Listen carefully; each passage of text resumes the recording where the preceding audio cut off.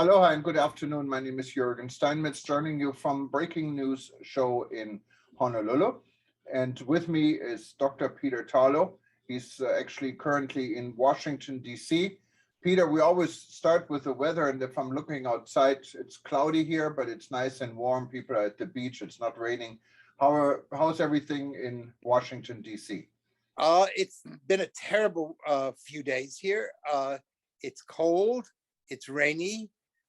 If you are used to Fahrenheit, the temperature hasn't gotten much above 50 degrees. If you are in the world of Celsius, that's probably about 10 degrees Celsius. When it's not rainy, it's very cloudy and misty. But the last 3 days and all day tomorrow, which is Mother's Day, it's also going to be raining. So this is really hard for tourists on the mall, because this is the end here of cherry blossom season, which is a big deal in Washington. But it's been so cold and windy and rainy that most of the cherry blossoms are on the ground rather than on the trees. So this has been we need a little bit of warming here. People are really asking, when are we going to get some global warming? Because it's really necessary. Right now we have global freezing. Well, how's the situation since you are in Washington, in our nation's capital? How do you see, is tourism increasing around? Do you see a lot besides, of course, you have always an international crowd? Yes, you do. Well, and by the way, if my face goes in and out a little bit, because I'm sitting in a chair while I'm babysitting with grandchildren. But you're not seeing many people on the mall right now. But that doesn't mean they're not here. It just means that because the weather's been so crummy, most people don't want to be outside.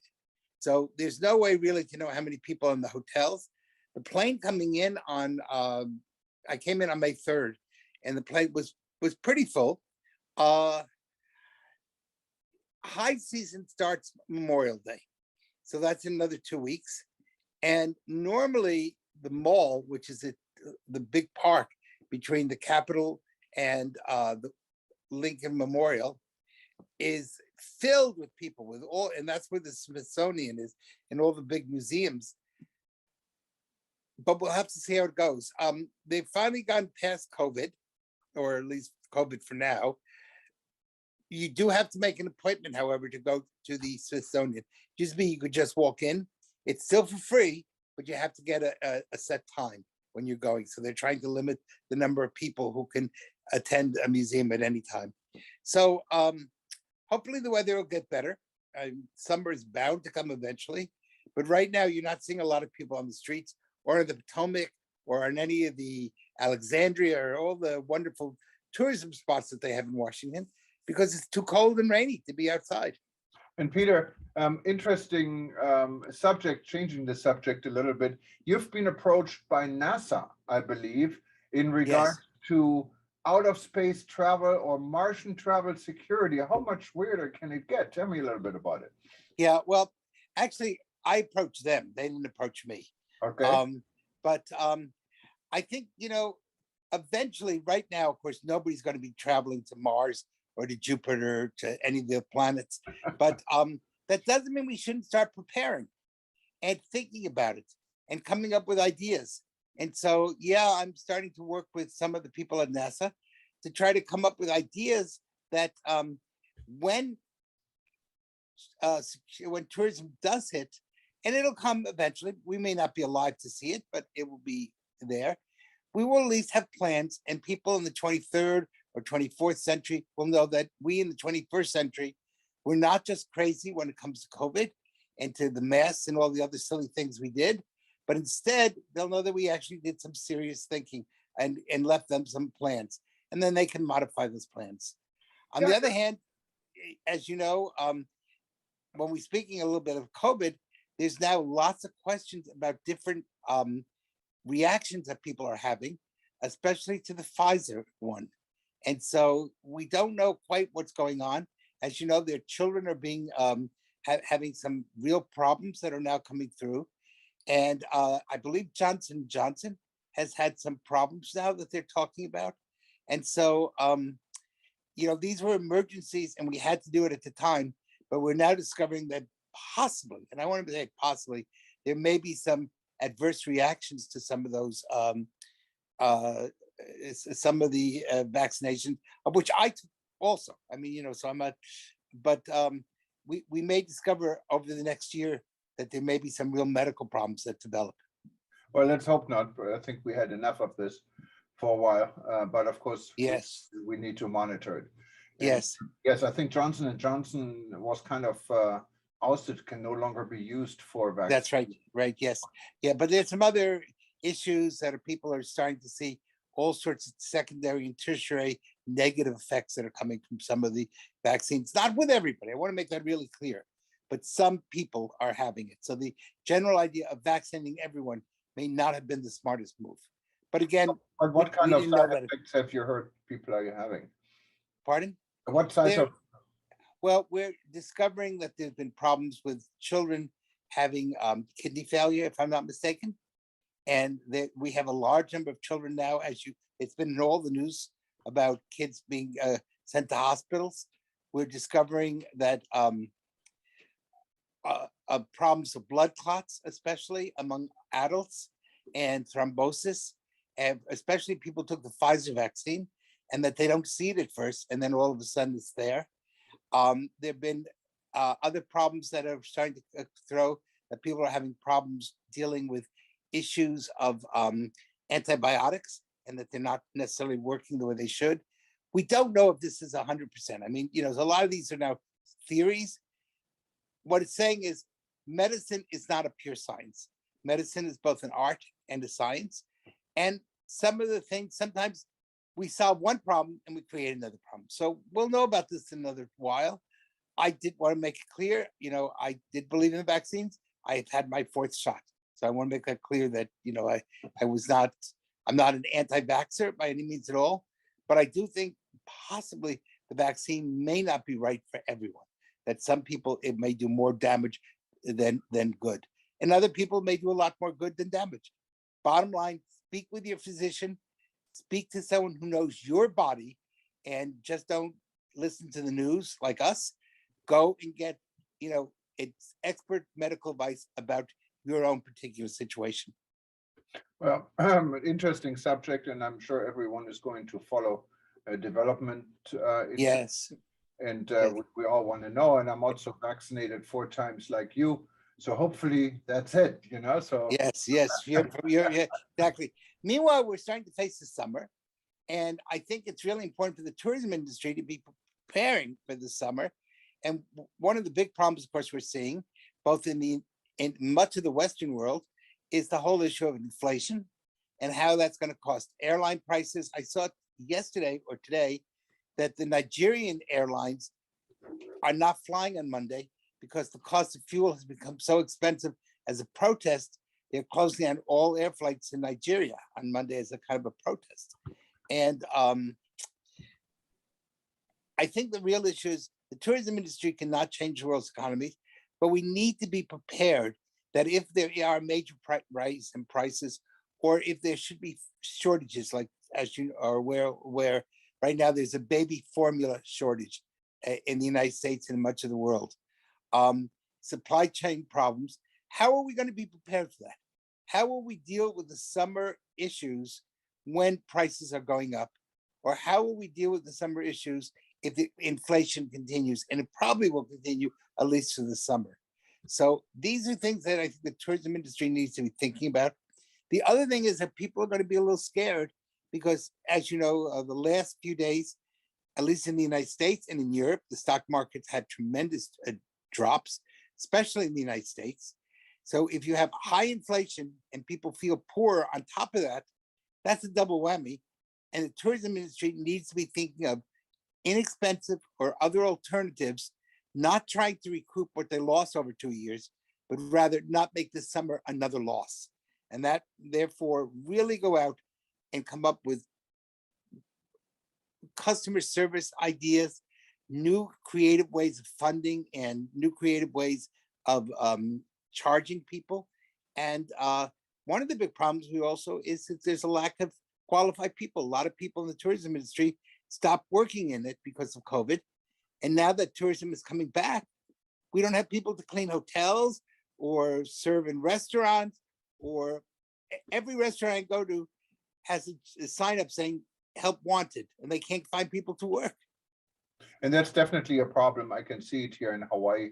Yes, we can see the help wanted sign everywhere. Burger King is paying high amounts of starting upfront payment for people who wanted to get a job. The hotel rooms are still only cleaned every third day unless you request otherwise. Yes, the industry has definitely changed. And Yes. also, when it comes to our aloha spirit, spirit with a smile, it's not always there anymore. People are frustrated. The work Yes. is hard. Yeah. So think about it. My stock market, the value of my portfolio has gone down. The cost of an air ticket is going up, and the amount of service I'm getting is less. People may not want to travel. We're coming up with a deadly combination of lower income, higher prices, and worse customer service. We've got to break this cycle. And the first thing we need to do is get those smiles back. Get people to, even if you can't handle everything, have really the best possible customer training so that people have a sense of feeling good. The other thing we got to think about is the whole issue of security and crime. I think I sent you today, two really major developments took place in Mexico. One was a day or so ago. There was another shootout. People were killed on the beach in Cancun. Not good at all. And in the state of Jalisco, which is where Puerto Vallarta is, a major tourism city, the European Union has said that people working for it can no longer travel on the highways in the state of Jalisco. And so, again, that's not good, because that's not only going to impact American tourism from Mexico, which is the main theme of Mexico, but it's also going to start impacting European tourism. And if the European embassies are afraid to travel on the highways, that sends a message to the European tourists, maybe find another alternative or don't travel. Well, and in Mexico, of course, you have the drug cartels that Right. sometimes are the cause of all these security issues. These are not the people and not even the ordinary thieves that are calling this problem.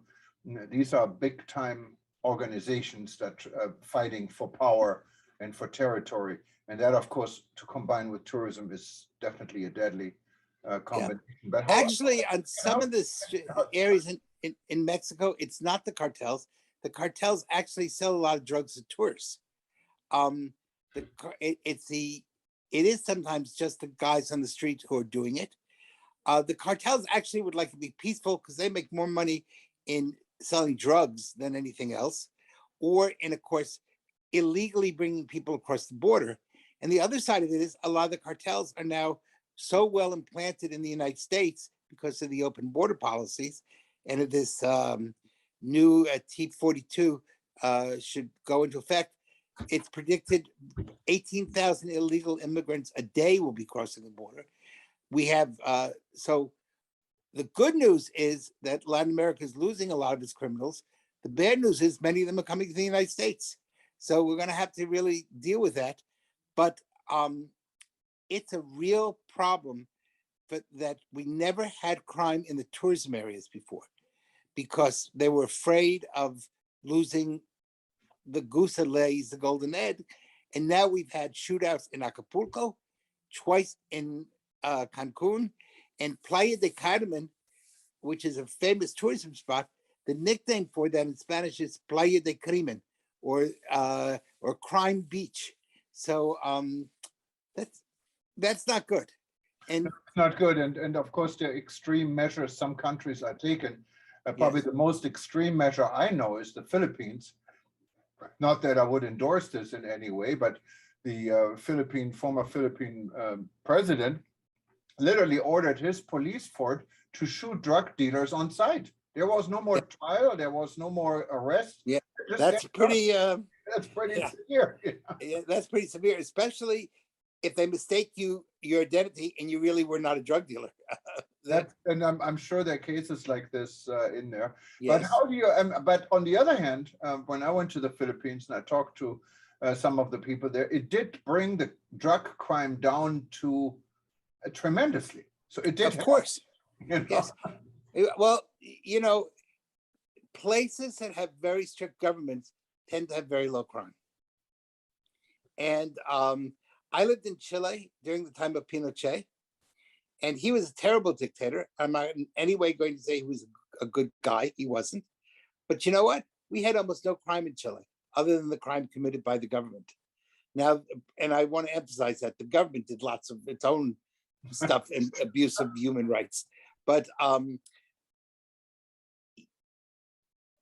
too liberal policies often, you have to have some punishment. You can't just give everybody hugs. And if you're just going to give everybody hugs, you're going to have problems. There's got to be consequences for actions. Now, I'm not saying you should shoot people on the street. I do not endorse that. But on the other hand, you look at a place like Los Angeles or San Francisco, where it's not even a felony anymore if you steal under $1,000. You know what? People go with calculators, and it's to steal. And the people who are really suffering, look at the number of Walmarts that have now closed their doors, which are essential services of pharmacies, and you can't go to a pharmacy because they don't want to open because they've lost so much money to pilferage. It's not the wealthy who ever suffer in this. It's always the poor. Yeah, and it's I mean, some of these responses is amazing. I went here to one of the major department stores here in my neighborhood. It's an upscale department store. It's not a Walmart. And I was looking, couldn't even say it on the air, I was looking to buy some underwear. And when in the entire section of underwear was literally empty, there was nothing there. So I asked, do you guys no longer sell this? I said, yeah, we sell it. What do you need? And they had it all locked up. And I said, Yeah. what locked this up? Well, you see, there's an emergency door and we cannot watch everything. And people just take the underwear and escape through the emergency exit. Yeah. We cannot close the emergency exit. Yeah. Yeah. Yeah.